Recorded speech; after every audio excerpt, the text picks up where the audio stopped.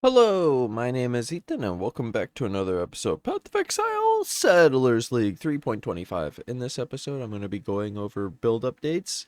Basically, main thing is 100% suppress, and we don't have a Quartz Flask, so this is actual 100% suppress. So then I want to go over how I got in the build.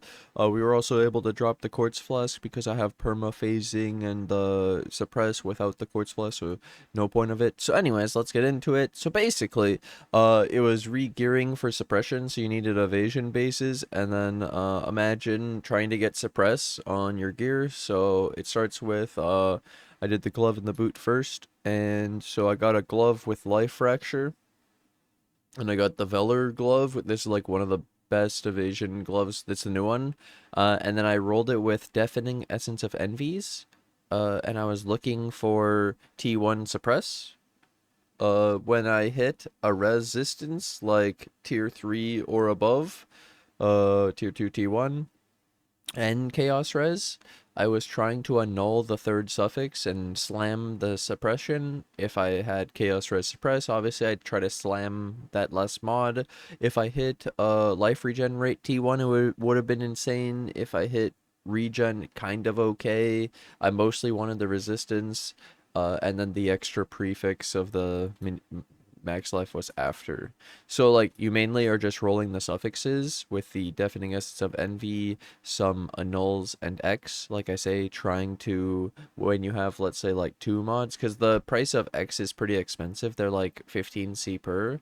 The price of these was like 5 or 6. So the price of the essence is really cheap compared to using X. So I only use the X and the annuls when I actually have more mods that make the glove more worth it. Where if it's just the chaos res, I don't worry about it because I can just roll another essence and guarantee that chaos res.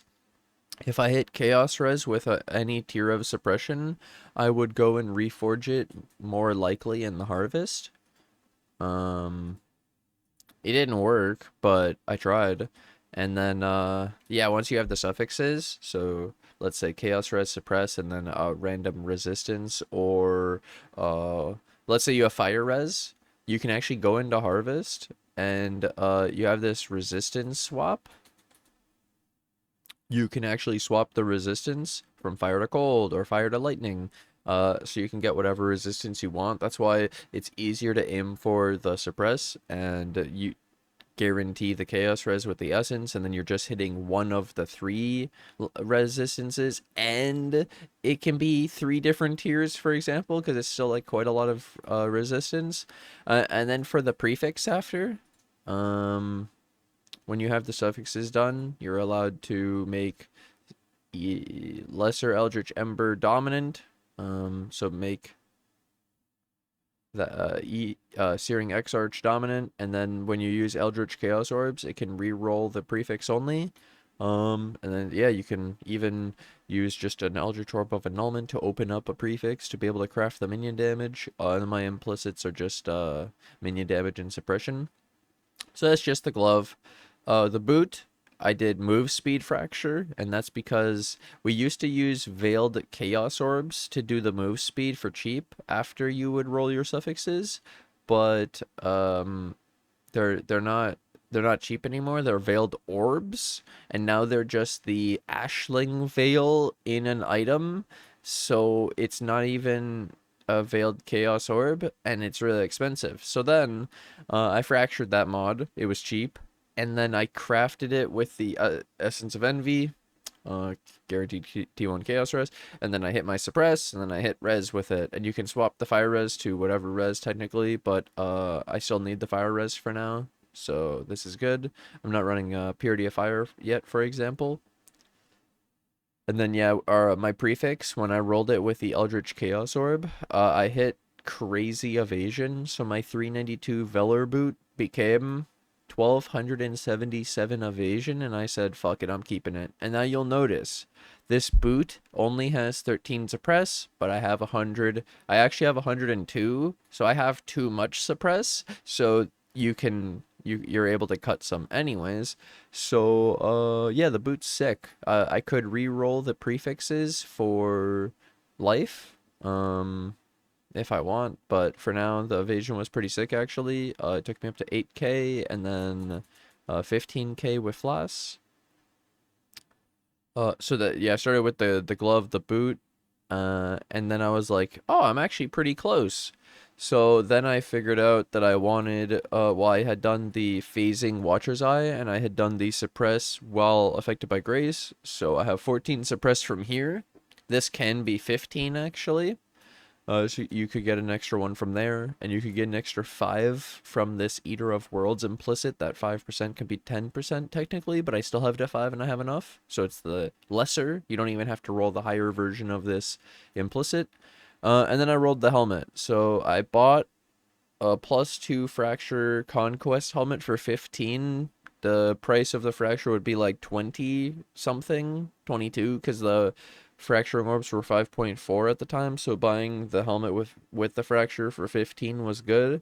And then I used my Essence of Envy, and I hit T2 suppress, and I slammed T6 resistance, and it was technically okay, and I didn't want to recraft it.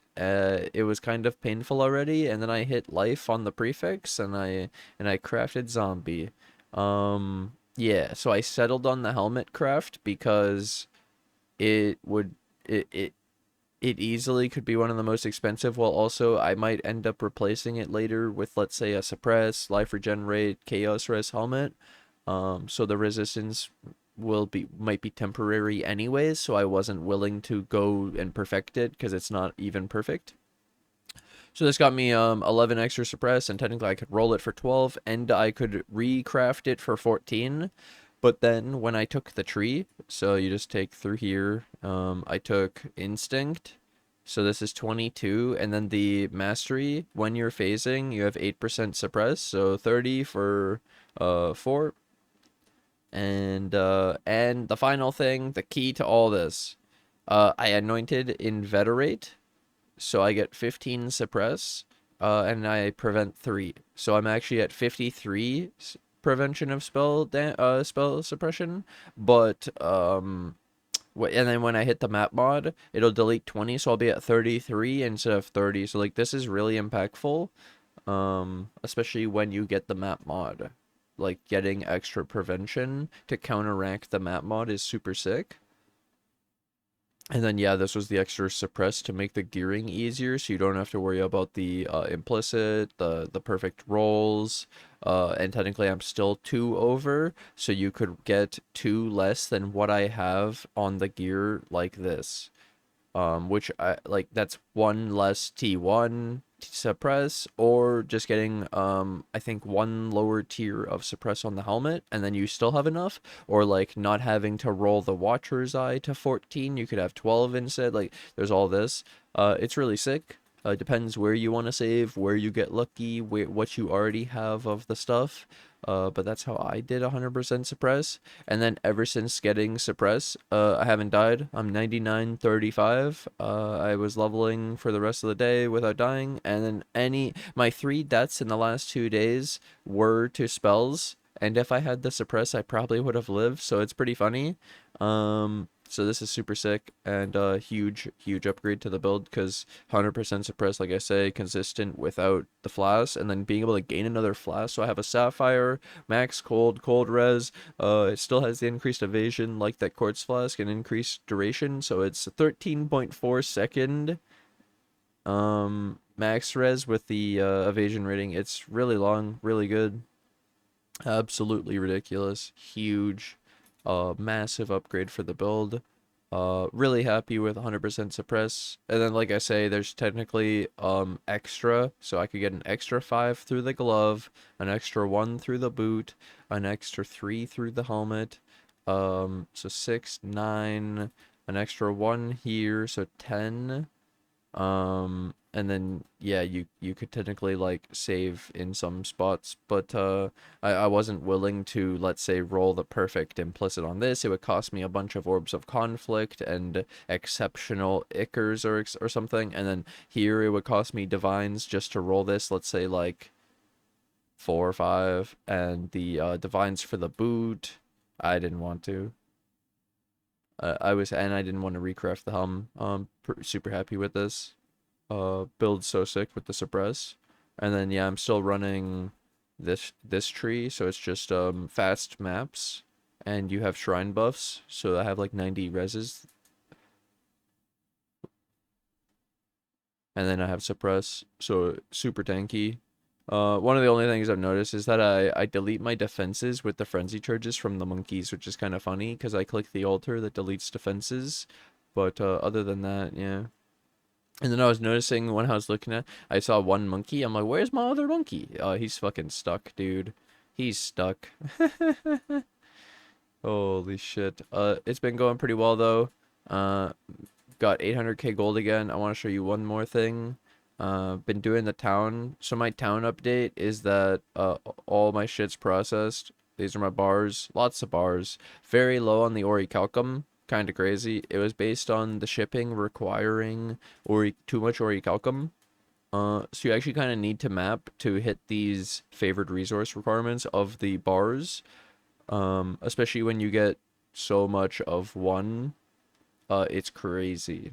So then all I've been doing is pretty much just meeting the favored resources shipping, and I've honestly seen like 10 divines from shipping. It's pretty good. It's actually really nice. I put my influence maps in mapping because I maxed out my mapping thing besides this final one. And influence maps are super sick because I've been getting harvest juice, the fragment. You get the influence gear. It's super sick. The allure claw again. Fucking hell.